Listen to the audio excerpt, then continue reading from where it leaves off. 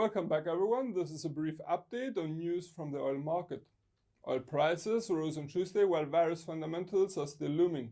According to a new statistic performed by the EIA, US oil output is expected to increase in July. The majority increase is forecasted to come from areas like Permian Basin of Texas and New Mexico, of which a so-called shale revolution in production is taking place.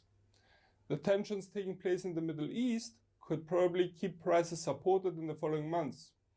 Previously, Iran had threatened to take action and control the Strait of Hormuz, which is a vital passage for oil ships near the Gulf of Oman. 2 ships were damaged last week, with no one taking responsibility for the happening, yet the US blamed Iran. On Monday, US Defense Secretary Patrick Shanahan announced that 1,000 troops were to be sent to the Middle East for what he said were defensive purposes. An additional reason which could support oil prices in the near future would be an improvement of the US-Sino relationships, which could in turn boost confidence for an increase of China's oil demand. Also yesterday, ECB President Mario Draghi stated that further stimulus may be provided to Eurozone's economy.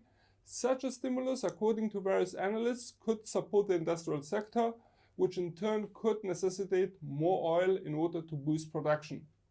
Last but not least, the AP weekly crude oil inventories figure last night showed a slight drawdown of minus 0.8 million barrels. Should also the EIA figure be a drawdown, confirming a tightness in the US oil market, oil prices could find some further support. We must note that all of this is happening on the verge of the upcoming OPEC meeting, which is expected to take place next week. The Russians are said to be trying to postpone the meeting for later July dates, yet the question remains if the meeting can lead to a zenith for the oil market.